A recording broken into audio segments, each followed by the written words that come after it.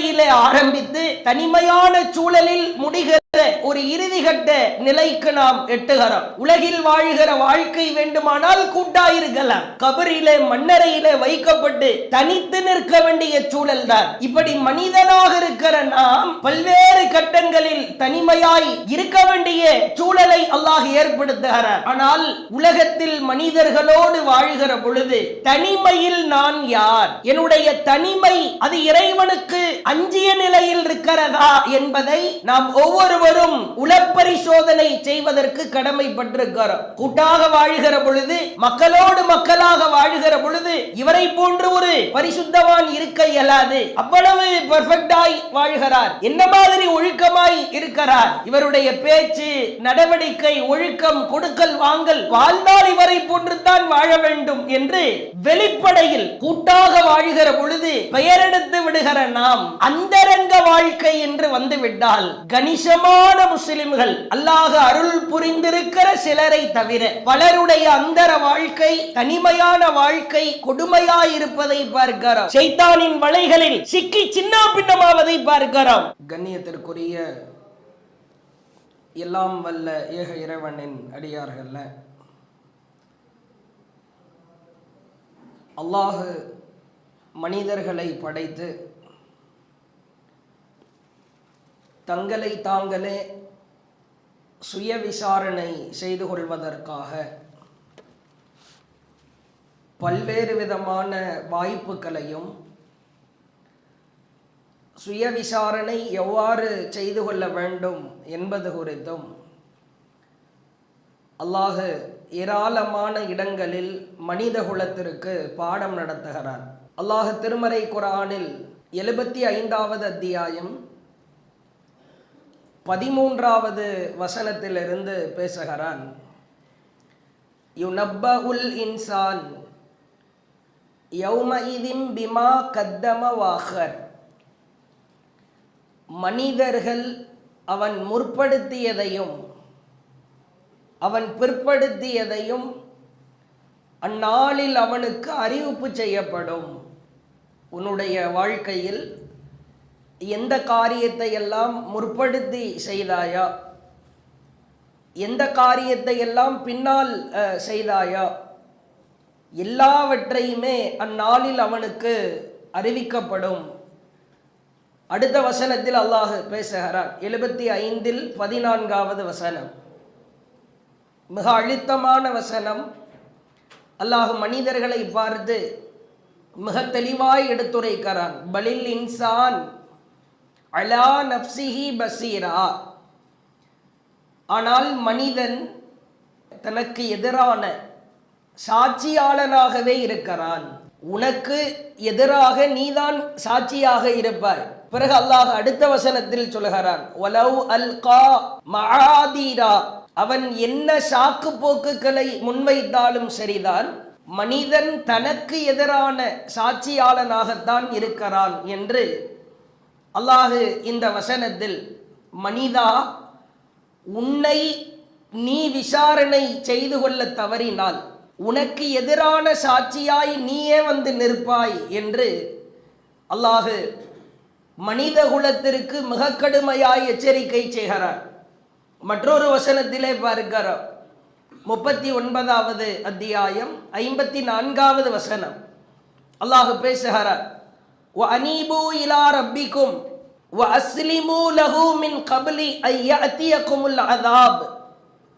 வேதனை வருவதற்கு முன்பாக, அந்த வேதனையை காண்பதற்கு முன்பாக, வஅனீபு இலா ரப்பிக்கும், உங்கள் இறைவனிடம் நீங்கள் மீண்டு வாருங்கள், வஅஸ்லிமு லஹு, அவனுக்கு கட்டுப்படுங்கள். வேதனையை பார்த்ததற்கு பிறகு கதறி பிரயோஜனம் இல்லை. சாக்கு போக்குகளை சொல்லியோ புலம்பி தீர்த்தா அல்லது கத்தியா கதறியா எந்தவித ஃபாயிதாக்களும் இல்லை, பலன் அடைய போவது கிடையாது. வேதனையை பார்ப்பதற்கு முன்பாகவே நீ இறைவனிடம் மீண்டு வா, உன்னுடைய வாழ்க்கையை நீ பரிசோதித்து பார், அல்லாஹுவிற்கு நீ கட்டுப்பட்டு நட என்று அல்லாஹ் மிக தெளிவாய் அழுத்தமாய் நமக்கு பதிய வைக்கிறார். உள்ளங்களில் ஆழமாய் பதிய வைக்க வேண்டும். என்னை நான் மீளாய்வு செய்ய தவறினால், என்னை நான் சுய விசாரணை செய்து கொள்ள மறந்து விட்டால், அலட்சியப்படுத்தி விட்டால், அல்லாஹ் என்னையே எனக்கு எதிரான சாட்சியாய் கொண்டு வந்து நிறுத்துவதாய் மிக கடுமையாய் எச்சரிக்கிறார்.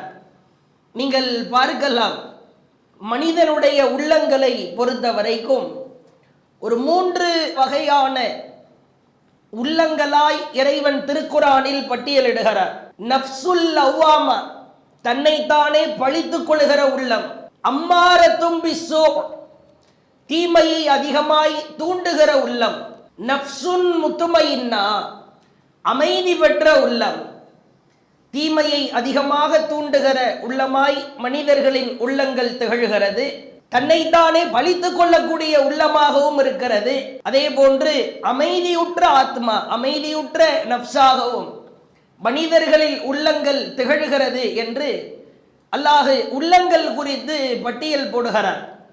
இன்றைய தினம் இந்த நஃப்ஸில், உள்ளங்களில் நாம் சுய விசாரணை செய்து கொள்ள வேண்டிய அம்சத்தில் மிக முக்கியமான ஒரு விஷயம் குறித்து அறிந்து கொள்ளவிருக்கிறோம். உலகத்தை எல்லாம் படைப்பதற்கு முன்பு ஆதம் அலைஹிஸ்ஸலாம் அவர்களை படைத்து, அவர்களின் முதுகந்தண்டில் இருந்து, அவர்களுடைய விழாப்புறத்தில் இருந்து துடைகளை படைத்து அல்லாஹ் அந்த தருணத்தில் ஒட்டுமொத்த மனித குலத்தையும் எழுப்பி நிற்க வைத்து, அந்த ஆலமுல் அர்வாஹ் என்கிற இடத்திலே வைத்து அல்லாஹ் ஒட்டுமொத்த மனிதர்களையும் நிற்க வைக்கிறார். அலஸ்து ரப்பிக்கும், உங்கள் இறைவன் நான் இல்லையா என்று அல்லாஹ் கேட்கிறார். அந்த நேரத்தில் தனிமையாய் நின்றோம். நாம் அந்த நேரத்தில் நின்றோமா இல்லையா நமக்கு தெரியாது. ஆனால் நின்றதாய் அல்லாஹ் சொல்லுகிறான். ஆதம் அலைஹிஸ்ஸலாம் அவர்களை படைத்த உடனே உலகத்தில் எத்தனை கோடி மக்களை அல்லாஹ் படைக்க இருக்கிறானோ, அந்த ஆரம்பம் முதல் இறுதி வரை அனைவரையும் நிற்க வைத்து, தனிமையில் நிற்க வைத்து, நான் உங்கள் இறைவன் இல்லையா, நான் உங்கள் ரப் இல்லையா என்று அல்லாஹ் சாட்சியாய் நம்மையே ஆக்கியிருக்கிறார். அப்படிப்பட்ட தனிமையான காலகட்டத்திற்கு பிறகு ஒவ்வொருவரையும் அல்லாஹ் ஒவ்வொருவரின் தாயின் கர்ப்ப அறையிலே அல்லாஹ் உருவாக்குகிறார். அந்த கர்ப்ப அறையில் நாம் தனிமையாய் இருக்கிறோம். அங்கே இரத்தங்கள், சதைகள், எலும்புகள் எல்லாம் நமக்கு பொருத்தப்பட்டு ஒரு குழந்தையாய் வெளியே வருகிறோம். தாயின் கர்ப்ப அறையிலே இருக்கிற பொழுதும் நாம் தனிமையான சூழல்தான். பிறகு உலகத்தில் பிறந்ததற்கு பிறகு கூட்டாக, குடும்பமாக, மக்களோடு மக்களாய் சேர்ந்து வாழ்கிறோம். நம்முடைய வாழ்நாள் முடிந்ததற்கு பிறகு நம்மை எல்லாம் குளிப்பாட்டி கஃனாடையை அணிய வைத்து தோளிலே சுமந்தவாறு மன்னரைக்கு, கபருக்கு நம்மை தூக்கி செல்வார்கள். இப்பொழுது அந்த கபரிலே வைக்கப்பட்டதற்கு பிறகு நாம் தனிமையாக போகிறோம். அல்லாஹ் நம்மை கேள்வி கேட்க போகிறான். மனிதனுடைய வாழ்க்கை தனிமையிலே ஆரம்பித்து தனிமையான சூழலில் முடிகிற ஒரு இறுதிகட்ட நிலைக்கு நாம் எட்டுகிறோம். யாரும் வரமாட்டார். இந்த குறிப்பிட்ட உலகில் வாழ்கிற வாழ்க்கை வேண்டுமானால் கூட்டாயிருக்கலாம். அதற்கு பிறகு கபரிலே, மண்ணறையிலே வைக்கப்பட்டு தனித்து நிற்க வேண்டிய சூழல் தான். இப்படி மனிதனாக இருக்கிற நாம் பல்வேறு கட்டங்களில் தனிமையாய் இருக்க வேண்டிய சூழலை அல்லாஹ் ஏற்படுத்துகிறார். ஆனால் உலகத்தில் மனிதர்களோடு வாழ்கிற பொழுது தனிமையில் நான் யார், என்னுடைய தனிமை அது இறைவனுக்கு அஞ்சிய நிலையில் இருக்கிறதா என்பதை நாம் ஒவ்வொருவரும் உளப்பரிசோதனை செய்வதற்கு கடமைப்பட்டிருக்கிறோம். கூட்டாக வாழ்கிற பொழுது, மக்களோடு மக்களாக வாழ்கிற பொழுது இவரை போன்று ஒரு பரிசுத்தவான் இருக்க இயலாது. அவ்வளவு பெர்ஃபெக்டாய் வாழ்கிறார்.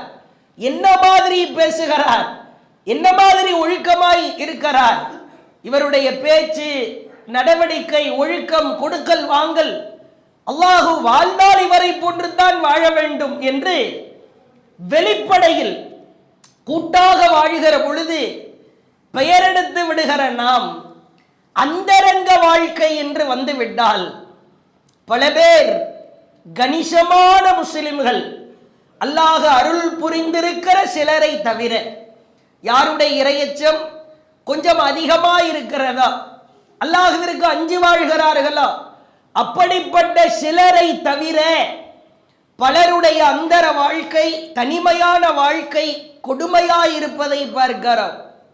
மிக கொடுமையான சூழல், மிக அருவருக்கத்தக்க வாழ்க்கையை அவர்கள் வாழ்வதை பார்க்கிறோம். இஸ்லாமிய மார்க்கத்தில் தனிமை என்கிற பேச்சுக்கு இடமே கிடையாது. ஒரு மனிதன் தனிமையாய் வாழ்வதற்கு வாய்ப்பே இல்லை. இதை முதலில் ஆழ பதிய வைக்க வேண்டும். ஏனென்று சொன்னால், சமகாலத்தில் நீங்கள் பார்க்கலாம், நம்முடைய கை, கால்கள், உடல் உறுப்புகள், கண்கள், இவைகளையெல்லாம் கண்களை கட்டி கொண்டா அல்லது கை கால்களை மறைத்து விட்டா எந்த பாவத்தையும் செய்ய இயல. நமக்கான எதிரி நம் கைகள் தான், நமக்கான எதிரி நம் கால்கள், நமக்கான எதிரி நம் கண்கள், காதுகள், தோள்கள்.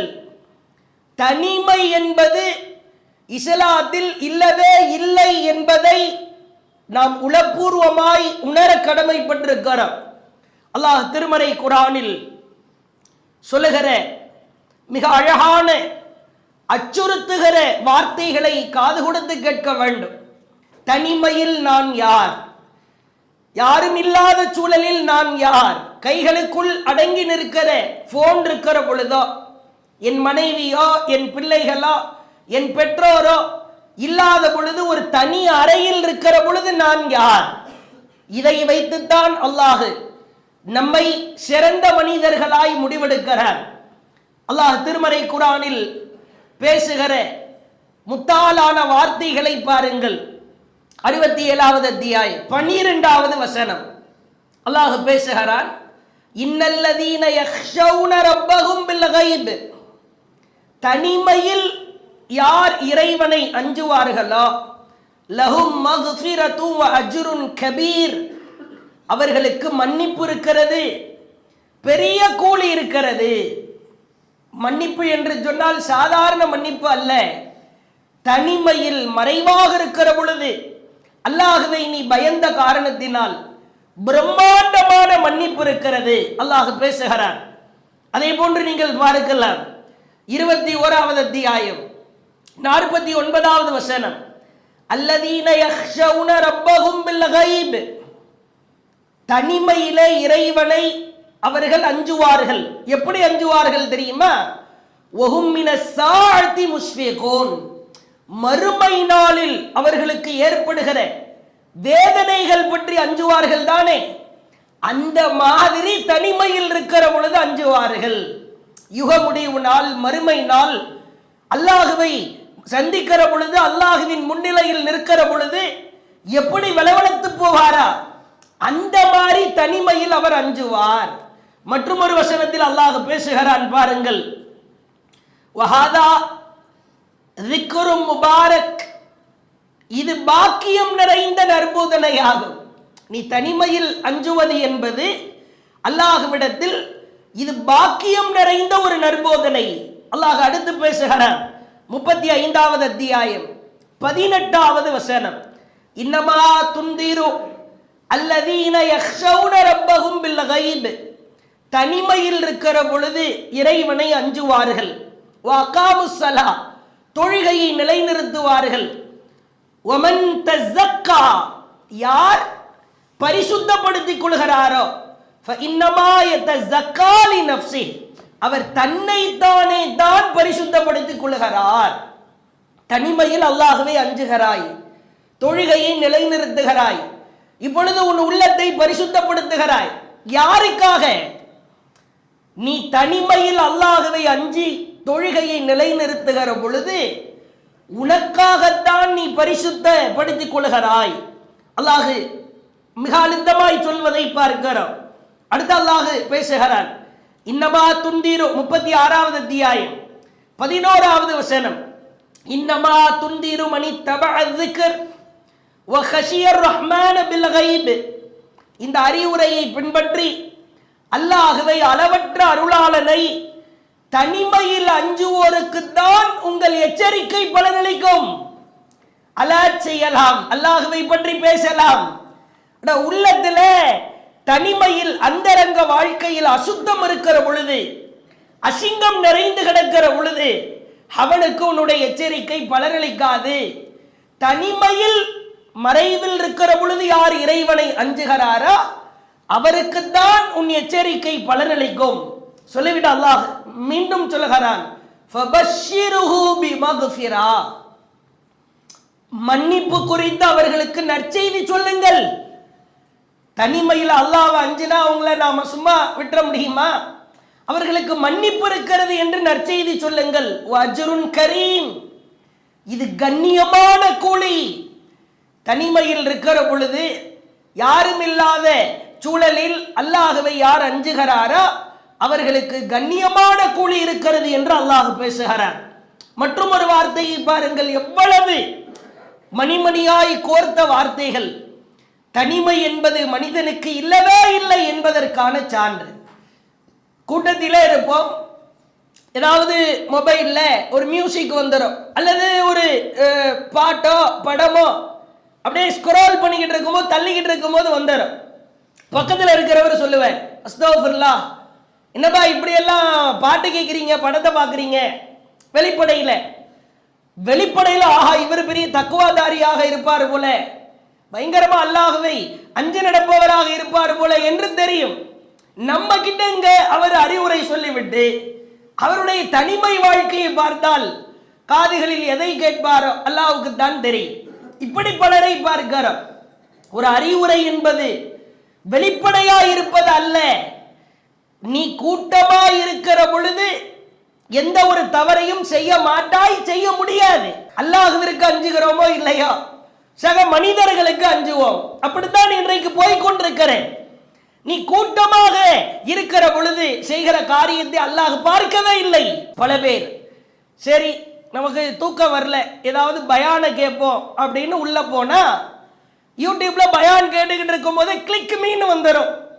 கிளிக் பண்ணா அவ்வளவுதான், டச் மீ இப்படி உள்ள போய் ஏதாவது ஒரு அரைகுறை ஆடு. ஏன்னா நேரம் 12 மணி 12:30 செய்தா உக்கரமா நிற்கிற நேரம். அப்பதான் எல்லாரும் தூங்கி நிற்கிற பொழுது ஒரு 12:30 மணிக்கு யாரும் இல்லாத தனிமையில் பொழுது ஒரு கிளிக்குமே என்று வந்து விட்டால் அவ்வளவுதான். பல பேர் இரவு 1 மணிக்குள்ளே தானே போர்வைக்குள்ளிருந்து வெளிச்சம் வருகிறேன். பல இளைஞர்களை பாருங்கள், பகல் நேரத்திலோ பெற்றோர்கள் இருக்கிற நேரத்திலோ உறவினர்கள் இருக்கிற பொழுதோ அவனுக்கு இது போன்ற சூழல் ஏற்படுவது கிடையாது. இரவு நேரம் என்று வந்துவிட்டால் மிக பயங்கரமான ஒரு சூழலை பார்க்கிறோம். அதே போன்று நீங்கள் பார்க்கலாம், அல்லாஹ் திருமறை குர்ஆனில் சொல்கிறான், தனிமை என்பது இல்லவே இல்லை. அல்லாஹ் உன்னை பார்த்து கொண்டிருக்கிறான், உன்னோடு இருக்கிறான் என்று எச்சரிக்கை செய்கிற வாசகத்தை பாருங்கள். 57வது அத்தியாயம் 4வது வசனம் அல்லாஹ் பேசுகிறான், ஹுவல்லதி ஹலக்கஸ் ஸமாவாத் வல் அர்த் ஃபீ சித்தத்தி அய்யாம். வானங்களையும் பூமியையும் அல்லாஹ் 6 நாட்களில் படைத்திருக்கிறான். பிறகு சும்மஸ்தவா அலல் அரிஷ், அரிஷின் மீது அமர்ந்தான். பூமிக்குள் நுழைவதையும் அதிலிருந்து வெளிப்படுவதையும் வானிலிருந்து இறங்குவதையும் ஒமா யன்ஸுலு மினஸ் ஸமாஇ ஒமா யஅருஜு ஃபீஹா, அதில் ஏறுவதையும் அவன் அறிகிறான். சொல்லிவிட்டு அல்லாஹ் சொல்கிறான், மனிதா நீ தனிமையில் இல்லை.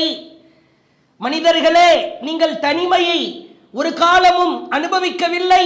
அல்லாஹ் சொல்கிறான், வஹுவ மஅக்கும் ஐனமா குன்தும், நீங்கள் எங்கே இருந்தாலும் அல்லாஹ் உங்களுடன் இருக்கிறான். அல்லாஹ்வை விடுத்து நீ எங்கடா இருக்க போகிறாய்? நீ எங்க போனாலும் அல்லாஹ் உன் கூட இருப்பான்.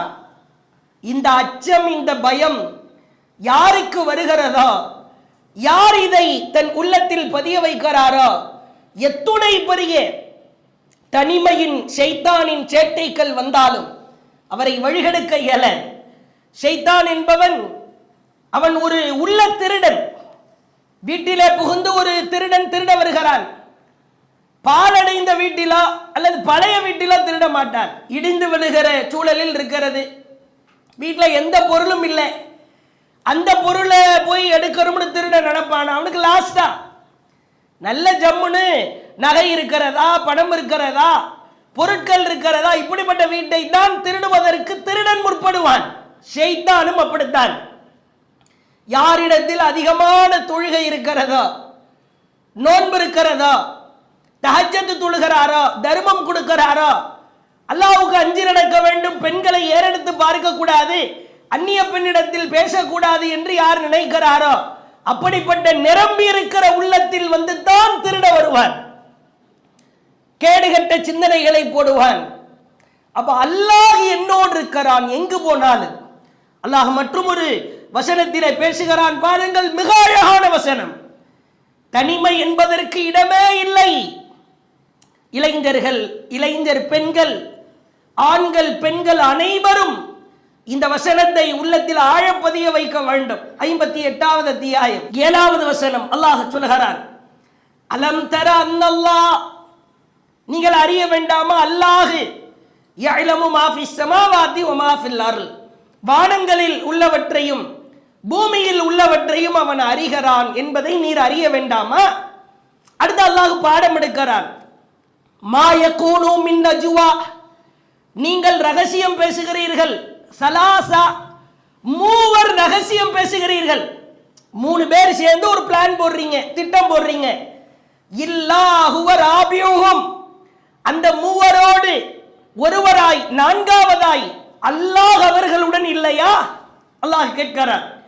3 பேர் சேர்ந்து திட்டம் போட்டதா நினைக்கிறியா? ராபியா, ஃபோர்த் ஒன்னா ரப் இருக்கிறான்டா. அடுத்து அல்லாஹ் சொல்கிறான், வலா ஹம்சதின், 5 பேர் சேர்ந்து ஒரு ரகசியம் போடுகிறீர்கள், பேசுகிறீர்கள். நஜ்வா, ரொம்ப உலக மகா ரகசியம், இந்த ரகசியத்தை பேசுகிறாய். இல்லாஹுவ சாதிசுகும், உங்கள் 5வரோடு +1 கூடுதல் ஒருவராய், சாதிஸ் 6வதாய் அல்லாஹ் இருக்கிறான் என்பதை அறிய வேண்டாமா? சொல்லிவிட்டா அல்லாஹ் இப்போ ஒரு காமன் ஃபார்முலா, ஒரு சூத்திரத்தை சொல்கிறான். வலா அத்னா மின் தாலிக் வலா அக்ஸர இல்லாஹுவே, நீ அதிகமா எத்தனை பேர் இருந்தாலும், கம்மியா எவ்வளவு குறைவா இருந்தாலும், ஹுவ மஅஹும் ஐனமா கானு, நீங்கள் எங்கே இருந்தாலும் அல்லாஹ் அவர்களுடன் இருக்கிறான் என்பதை அவர்கள் அறிய வேண்டாமா? ஒருத்தன் பேசுறியா? ஒரு உலக யாருக்குமே தெரியாது, எனக்கு மட்டும்தான் தெரியும். சம்பந்தப்பட்ட எதிர்பார்த்தி எதிர்புறத்தில் இருப்பவருக்கு தெரியும். உன் கூட அல்லாஹ் இருக்கிறான். எவ்வளவு கடுமையான எச்சரிக்கை என்று பாருங்கள். சொல்லிவிட்டு அல்லாஹ் சொல்லுகிறான், சும்ம யுனப்பியுஹும் பிமா அமிலு யௌமல் கியாமா, மறுமை நாளில் மனிதா, நீ ரகசியம் பேசினாய், யாருக்கும் தெரியாது என்று பொத்தி பொத்தி பொத்தி தனிமையிலே சில காரியத்தை செய்தாய். சும்ம யுனப்பியுஹும், பிறகு அவர்களுக்கு நாம் அறிவிப்போம், எடுத்து காட்டுவோம். பிமா அமிலு யௌமல் கியாமா, அவர்கள் செய்த அனைத்து விஷயங்களையும் மறுமையில் எடுத்து காட்டுவோம். சுப்ஹானல்லாஹ். நம்முடைய வாழ்க்கையை கொஞ்சம் பரீட்சித்து பாருங்கள். கூட்டமாக இருக்கிற பொழுது கண்ணியத்தை பேணுகிற நாம், கவனத்தோடு செயல்படுகிற நாம், தனிமை என்று வந்துவிட்டால், அந்தரங்கம் என்று வந்துவிட்டால், ஷைத்தானின் வலைகளில் சிக்கி சின்ன பின்னமாவதை பார்க்கிறோம். அல்லாஹ் அருள் புரிந்த சிலரை தவிர பலருக்கு அது டேஞ்சராகத்தான் இருக்கிறது தனிமை. அல்லாஹ் மற்றும் ஒரு வசனத்தில் பேசுகிறான் பாருங்கள். 9வது அத்தியாயம் 78வது வசனம். அலம் யஅலமு, அவர்கள் அறிய வேண்டாமா? அன்னல்லாஹ யஅலமு சிர்ரஹும், அவர்களின் ரகசியத்தையும், வ நஜ்வாஹும், அவர்களின் பரம ரகசியத்தையும் அல்லாஹ் அறிகிறான் என்பதை அவர்கள் அறிய வேண்டாமா? என்னடா பரம ரகசியம் பேசிக்கிட்டு இருக்கிறீங்க போல அப்படின்னு பேச்சு வழக்கில் சொல்லுவோம். நீ எதை மூடி மறைப்பாய்? லாக் லாக்கா போட்டு வைக்கிற வாட்ஸ்அப்புக்கு ஒரு லாக்கு, இன்ஸ்டாகிராமுக்கு ஒரு லாக்கு, மெசஞ்சருக்கு ஒரு லாக், அதனால மறைச்சிட முடியுமா? அல்லது நீ ஏதாவது ஒரு ஆபாசத்தை பார்த்துவிட்டு ஆல் கிளியர் டெலீட் என்று கொடுக்கிறாய், அதனால மறைஞ்சு போயிருமா? நீ என்னத்தெல்லாம் பார்த்தேன்னு லிஸ்ட் வச்சிருக்கிறண்டா. அல்லாஹ் சொல்லுகிறான், அவர்கள் மறைக்கிற ரகசியத்தையும் பரம ரகசியத்தையும் அல்லாஹ் அறிகிறான் என்பதை அவர்கள் அறிய வேண்டாமா? அல்லாஹ் சொல்லிவிட்டு சொல்கிறான், அல்லாஹுல் குயூப், அல்லாஹ் மறைவானவற்றை நன்கறிபவன். அல்லாஹுவின் தூதர் அவர்கள் மிக முக்கியமான ஒரு செய்தி குறித்து எச்சரித்தார்கள். சஹீஹ் புகாரியிலே பார்க்கிறோம், 3601வது செய்தி. இந்த காலகட்டத்தில் தான் நாம் வாழ்கிறோமோ என்று நினைக்க தோன்றுகிற அளவிற்கு இந்த செய்திகள் நம் உள்ளத்தில் பதிய வைக்கப்பட வேண்டும். அல்லாஹுவின் தூதர் சொன்னார்கள், ஷதகூன் ஃபிதன், ஒரு காலம் வரும், குழப்பங்கள் நிறைந்த காலம் வரும். அல் காயித் ஃபிஹா கைரும் மினல் காயின், அமர்ந்திருப்பவனை விட அந்த குழப்பத்தின் பால் எழுந்து நிற்பவன் இருக்கிறானே, அந்த குழப்பத்தை பார்க்கறதுக்கு எழுந்திருச்சு நிற்கிறான் ஒருத்தன். எதுவுமே வேணாம், சலாமத்தா இருந்துருவோம், என்ன குழப்பம் வந்தா நமக்கு என்னன்னு ஒருத்தன் அமர்ந்திருக்கிறான். எழுந்து நிற்பவனை விட அமர்ந்திருப்பவன் சிறந்தவன். எழுந்திருச்சு பார்க்க கூட செய்யாத அந்த குழப்பத்தை. அடுத்து சொன்னார்கள், ஒல் காயின், ஒருவன் நின்று கொண்டிருக்கிறான், ஃபிஹா கைரு மினல் மாஷ், அந்த குழப்பத்தை என்னவென்று பார்ப்பதற்கு ஒருவன் நடந்து செல்கிறான். நடந்து போபவனை விட நின்று கொண்டிருப்பவன் சிறந்தவன். நமக்கு எதுக்கு ஒம்பு தும்பு, நின்னுக்குவோம், நம்ம பாட்டில் நின்னுக்குவோம், என்ன குழப்பம் வந்தா நமக்கு என்ன என்று சொல்லி அந்த குழப்பத்தை நோக்கி நடப்பவனை விட நிற்பவன் சிறந்தவன். அடுத்து சொன்னார்கள், ஒல் மாஷி, ஒருவன் நடந்து செல்கிறான், ஃபிஹா கைரு மினஸ் சாயி, அந்த குழப்பம் என்னவென்று ஓடி பார்க்க ஒருவன் செல்கிறான். ஓடி போய் பார்க்கிறான், என்ன நடக்குது, டிவியில என்ன போடுறாங்க, கூட்டமா சேர்ந்து இருக்கிறாங்களா பீச்சில், என்ன நடக்குது, எல்லாம் குழப்பம். கூட்டமா எதை காட்டினாலும் போய் பார்க்கிற ஒரு கூட்டம் இருக்கிறதா இல்லையா? அல்லாஹுவின் தூதர் சொன்னார்கள், அந்த குழப்பத்தின் பால் ஓடி போகுபவனை விட நடந்து நாம் உண்டு நம் வேலை உண்டு என்று செல்பவன் சிறந்தவன். சொல்லிவிட்டு இறுதியாய் சொன்னார்கள், ஒமை யுஸ்ரிஃப் லஹா, இது போன்ற காலத்தை நீங்கள் அடைந்தால் தஸ்தஷ்ரிஃபுஹு, நீங்கள் கவனமாயிருங்கள், அது உங்களை வீழ்த்தி அழித்துவிடும். ஒமன் பஜத், ஒருவேளை இது போன்ற காலத்தை நீங்கள் அடைகிற பொழுது மல்ஜா அவ் மஆது, புகழிடத்தையோ அல்லது அபயம் தரும் ஒரு தனிமையையோ உங்களுக்கு கிடைக்கும் என்றால் அதை பெற்றுக் கொள்ளுங்கள். ஒரு புகலிடம், ஒதுங்கிற இடம், குழப்பத்தை விட்டு தப்பிச்சு போற ஒரு இடம் கிடைக்குமா, அதை பெற்றுக்கொள். இல்லை ஒரு தனிமை கிடைக்குமா, அந்த தனிமையில் இருந்து அமல் செய்ய முடியுமா, செய்து கொள். இதை தொடர்ந்து அல்லாஹுவின் தூதர் சொன்னார்கள், ஒரு காலம் வரும், அந்த காலத்தில் ஆடுதான் சொத்துக்களில் சிறந்த சொத்துக்களாய் இருக்கும். அந்த ஆடுகளை எடுத்துக்கொண்டு குழப்பத்தை விட்டு தப்பிப்பதற்காக மலைப்பாங்கான இடத்திற்கு ஒரு அடியான் சென்று இறைவனை வணங்க ஆரம்பிப்பான். வேணாம்டா, உங்க குழப்பம் எதுவுமே வேண்டாம், ஒருத்த மலை உச்சிக்கு போயிட்டா டவர் கிடைக்குமா, போன் யூஸ் பண்ண முடியுமா, டிவி கனெக்ஷன் வருமா, கேஸ் கனெக்ஷன் வருமா? அல்லாஹ்வுடைய தூதர் சொல்றாங்க, இப்படிப்பட்ட ஒரு காலம் வரும், ஆடுகள் சொத்துக்களில் சிறந்ததா இருக்கும், வேற வழியே இல்லை. இருக்கிற கம்மியான ஆடை தூக்கிட்டு அந்த மலைக்கு மேல் நான் இருப்பது எனக்கு சிறந்தது என்று புறப்பட்டு விடுவான். அவ்வளவு மோசமான ஒரு காலகட்டத்தில் நாம் வாழ்ந்து கொண்டிருக்கிறோம். மற்றும் ஒரு சம்பவத்தை பாருங்கள், 50வது அத்தியாயம் 17வது வசனம்.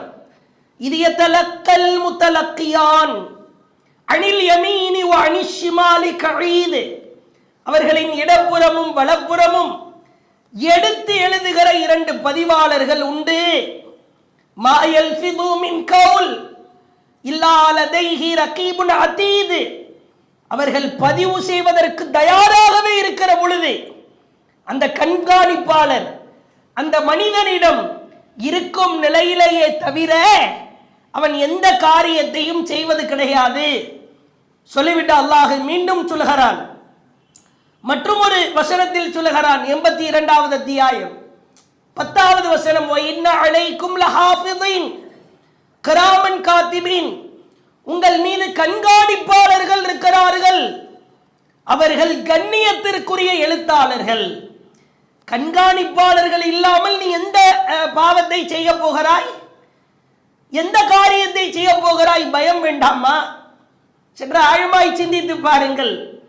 அல்லாஹ்வின் தூதர் அவர்கள் எச்சரிக்கை செய்கிற மற்றும் ஒரு எச்சரிக்கையை பாருங்கள். நாம் எவ்வளவோ சிரமப்பட்டு அமல் செய்கிறோம், தஹஜ்ஜத் முடிந்த அளவிற்கு தொழுகிறோம். அது ஒரு ரமலான் மாதத்தில் தான் இரவு தொழுகையா தஹஜ்ஜத் தொழுகையா பெரும்பாலும் கணிசமான மக்கள் தொழுகிறோம். சிலர் மற்ற மாதங்களிலும் அதை வழக்கத்தில் வைத்திருக்கலாம், ஒரு சிலர் தான்.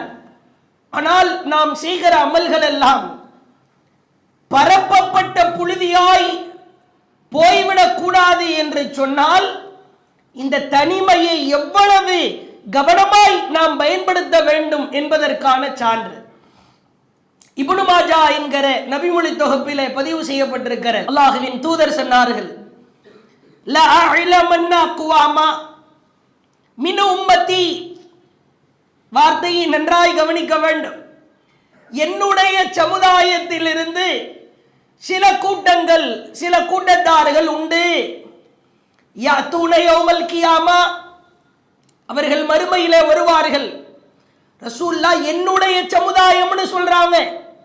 ஆது சமுதாயம், சமூது சமுதாயம், பனு இஸ்ரவேலர்கள் சமுதாயம், ஈசா அலைஹிஸ்ஸலாம் உம்மத்து, இப்ராஹிம் அலைஹிஸ்ஸலாம் சமுதாயம், அப்படி சொல்லல. என்னுடைய சமுதாயத்தில் இருந்து ஒரு கூட்டம் வரும்.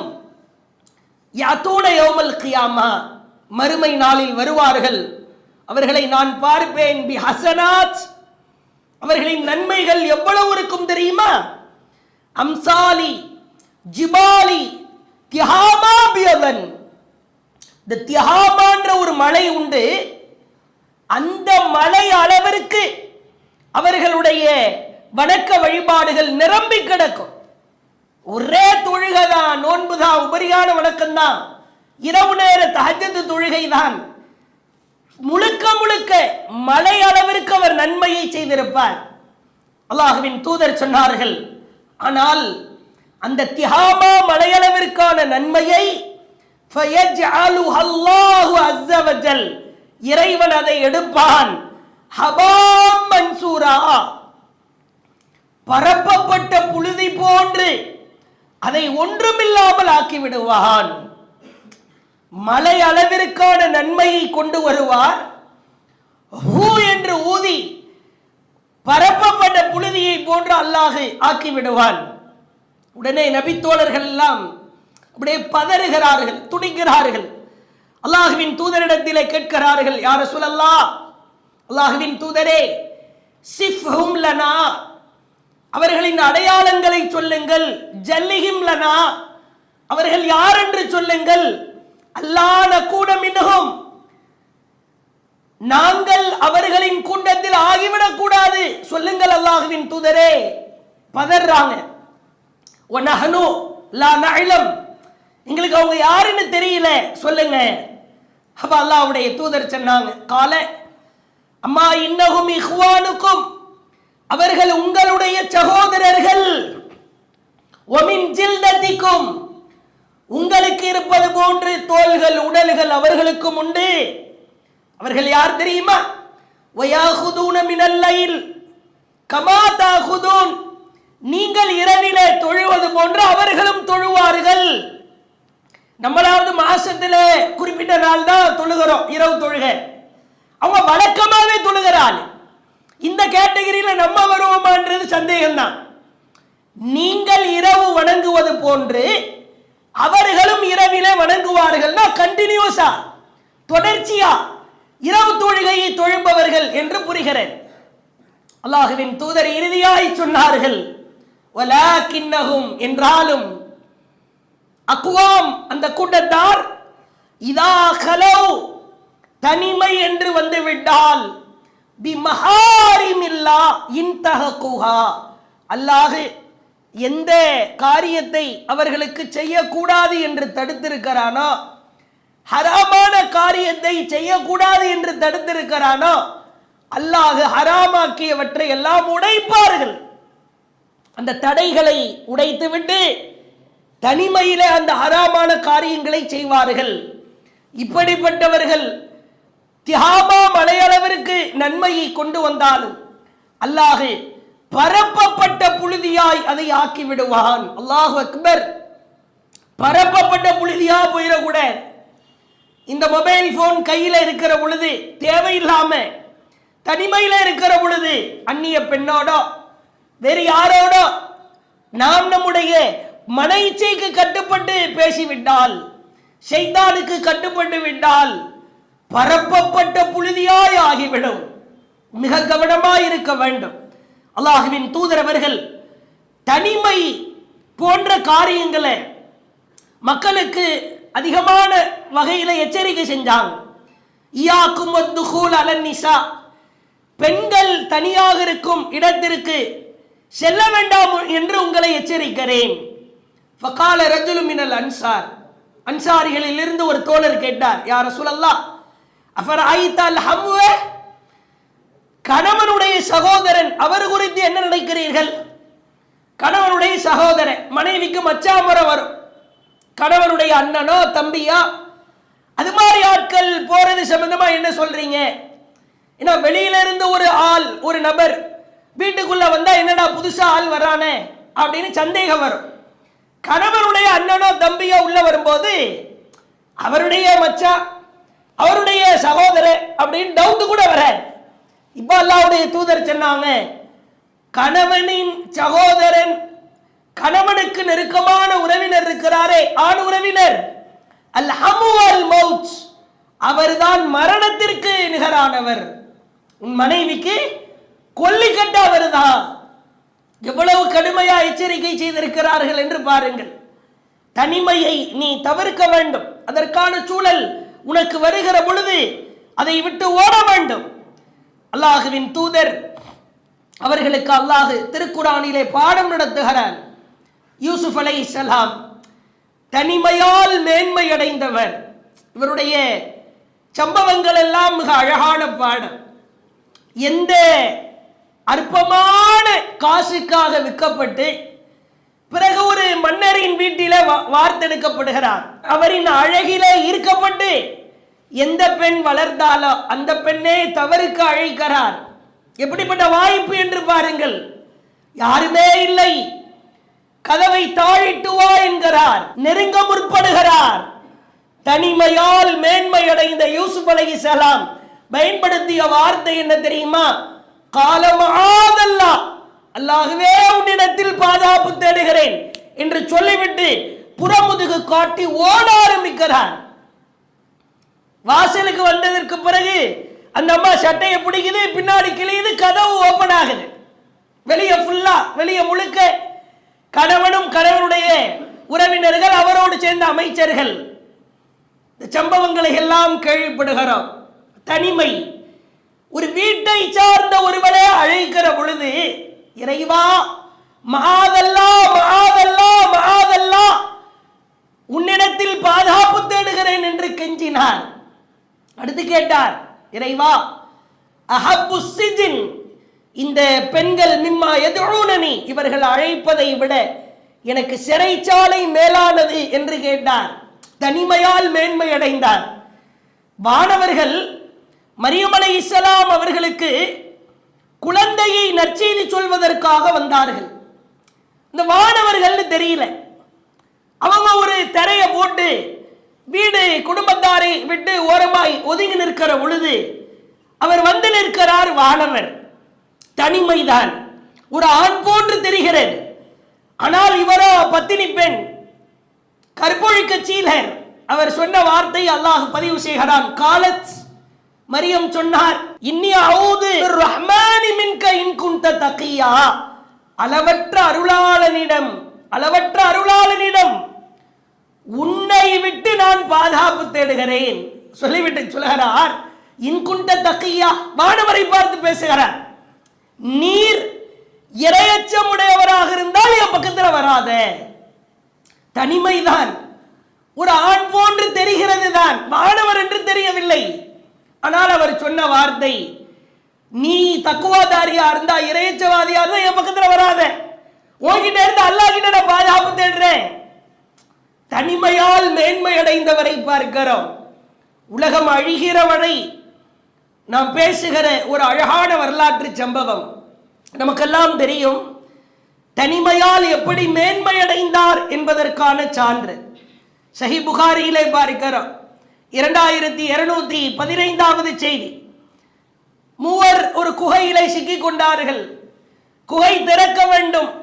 நாம் என்ன நல்ல காரியம் செய்தோமோ அதை அல்லாஹ்விடத்தில் கேட்போம் என்று திட்டமிட்டு ஒவ்வொருவராய் கேட்கிறார். அதிலே ஒருவர் கேட்கிறார், அல்லாஹும்ம இறைவா, இன்னஹா கானத்திலி பின்து அம் அஹ்பப்துஹா கஅஷத்தி மா யுஹிப்புர் ரிஜாலின் நிசா. எனக்கு என் உறவினர் பெண் ஒருவர் இருந்தார். அவருடைய அழகு என்னை மிக மேலதிகமாய் கவர்ந்தது. எல்லா ஆண்களும் ஒரு பெண்ணை எப்படி விரும்புவார்களா, அதை விட பன்மடங்கு நான் விரும்பினேன். ஒரு சமயம் அவளை நான் அழைத்தேன், அவள் வர மறுத்து விட்டாள். ஒரு கடுமையான பஞ்சக்காலம் ஏற்பட்டது. 100 தீனார், ஒரு 100 தீனாரோ 120 தீனார் அளவிற்கோ அவனுக்கு தேவைப்பட்டது. நான் கொடுத்தேன். அவள் என்னிடத்தில் வந்தாள். பிறகு அந்த மனிதர் சொல்கிறார், நாங்கள் இருவரும் தனிமையாய் இருந்தோம். அவளை நெருங்க பார்த்தேன்.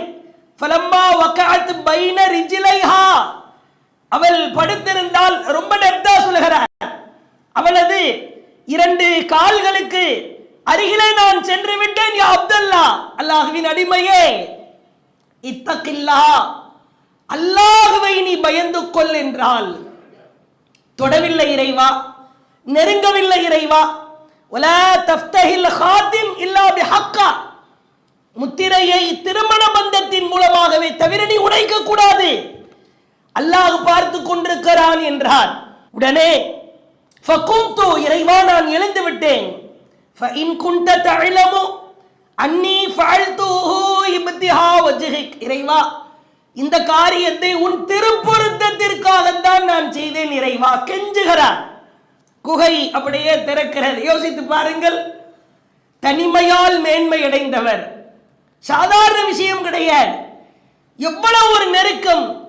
அல்லாஹ் மீது உறுதியாய் தவக்கல் வைத்து தனிமையை நாம் ஜெயித்து விட்டோம் என்று சொன்னால் மறுமையை வெல்ல போகிறோம் என்று அர்த்தம். தனிமையை ஜெயிக்கிறோமா? தனிமையில் நம்முடைய வாழ்க்கையை பரிசோதனை செய்கிறோமா? இரவு நேரம், யாரும் இல்லாத நேரம், ரூமில அறையில நாம் மட்டும் இருக்கிறோம். ஆபாச படங்களை பார்க்கிறான். தாயின் காலடி சப்தமோ, தந்தையின் குரலா, அல்லது யாரேனும் வருகிறார்கள் என்று தெரிந்தால் வேக வேகமாய் போனில பார்த்ததை எல்லாம் டெலிட் செய்கிறான், ஆஃப் செய்து வைக்கிறான். அல்லாஹ் பார்த்து கொண்டிருக்கிறான் என்கிற பயம் இல்லை. அத்தா கூப்பிடுறாரு, அம்மா கூப்பிடுறாங்க, கூட இருக்கிறவங்க பார்த்துருவாங்க என்கிற பயம் அவனுக்கு உள்ளத்திலே தோன்றுகிறது. இவ்வளவு பலவீனமாய் மனிதன் இருப்பதை பார்க்கிறோம். இறுதியாய் பாருங்கள், தனிமையால் மேன்மை அடைந்த மற்றும் ஒரு அழகான ஒரு சம்பவத்தை பார்க்கலாம். அல்லாஹ்வின் தூதர் அவர்கள் காலகட்டத்திலே ஜுஹைனா குலத்தை சார்ந்த ஒரு பெண்மணி, அவர் ஒரு தவறை செய்து விடுகிறார், விபச்சாரத்திலே ஈடுபடுகிறார். ஆனால் அவருடைய உள்ளம் உறுத்துகிறது. யாரும் அவளை பார்க்கவில்லை, கையும் களவுமாய் பிடிக்கவில்லை. அல்லாஹ்வின் தூதர் அவர்களிடத்திலே வருகிறார். யா ரசூலல்லாஹ், நான் விபச்சாரம் செய்து விட்டேன், எனக்கான தண்டனையை கொடுங்கள் என்று கேட்கிறார். சஹீஹ் முஸ்லிமிலே 3501வது செய்தியாய் பார்க்கலாம். அவளுக்கான கல்லறி தண்டனை கொடுக்கப்படுகிறது. இவளை ரசூலுல்லாஹ் இந்த பெண்மணியை எந்த அளவிற்கு மேன்மைப்படுத்துகிறார்கள் என்று பாருங்கள். இவருக்காக அல்லாஹ்வின் தூதர் அவர்கள் ஜனாசா தொழுகை வைக்க நிற்கிறார்கள். கல்லால் அடி, ரத்தம் சொட்டுகிறது, அந்த இடத்திலேயே மரணிக்கிறார். ஃபகால லஹு உமர், உமர் ரலியல்லாஹு அவர்கள் நபிகளாரை ஸல்லல்லாஹு அலைஹி வஸல்லம் அவர்களை தடுக்கிறார். உமர் கேட்கிறார், துஸல்லி அலைஹா யா நபி அல்லாஹ் வகத் ஸனத், ஒரு விபச்சாரிக்கு தாங்கள் ஜனாசா தொழுகை வைப்பதா நியாயமா? அவள் விபச்சாரம் செய்திருக்கிறாள், அவருக்கு நீங்கள் ஜனாசா தொழுகை வைக்க போகிறீர்களா?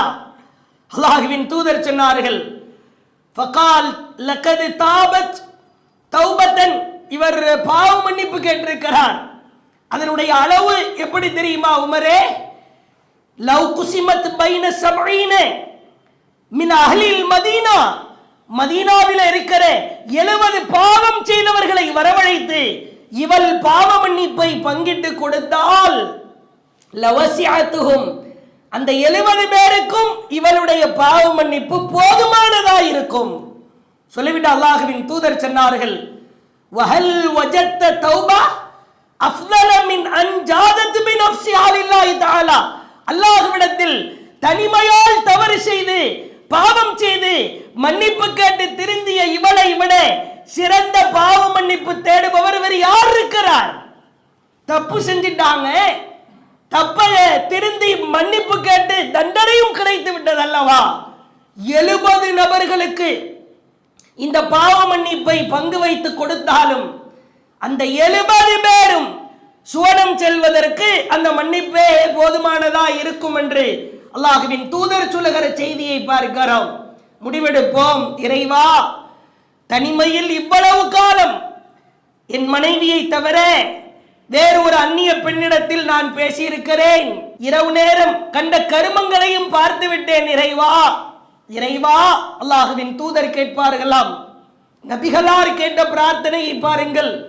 அல்லாஹும்ம, இறைவா, உஸ்துர அவுரத்தி, இறைவா என் அந்தரங்கத்தை மறைத்து விடு. வஆமின் ரவாத்தி, என் அச்சத்திற்கு பாதுகாப்பு கொடு. நபிகளாருக்கு தனிப்பட்ட அந்தரங்கம் ஏதும் உண்டா? இறைவா என் அந்தரங்கத்தை மறைத்து விடு. இறைவா, என்னை கேவலப்படுத்தி விடாதே, என்னை அவமானப்படுத்தி விடாதே என்று அல்லாஹ்வின் தூதர் கேட்டிருக்கிறார்களாம். இறைவனிடத்திலே கெஞ்சுவோம். இறைவா, தனிமையில் நான் யார், உன்னை அஞ்சி நடப்பவன் என்பதை நிரூபிக்கும் விதமாக இவ்வளவு காலங்கள் தனிமையான சூழலில் நாம் செய்த பாவங்களில் இருந்தெல்லாம் மீண்டு இறைவா என் அந்தரங்கத்தை மறைத்துவிடு மறைத்துவிடு என்று ரப்பிடத்திலே இறைஞ்சுவோம். உளப்பரிசோதனை செய்வதற்கான மற்றும் ஒரு முக்கியமான தலைப்பின் கீழாக இன்ஷா அல்லாஹ் நாளைய தினம் தொடர்ச்சியாய் அறிந்து கொள்வோம். واخر دعوانا ان الحمد لله رب العالمين. الله اكبر الله اكبر.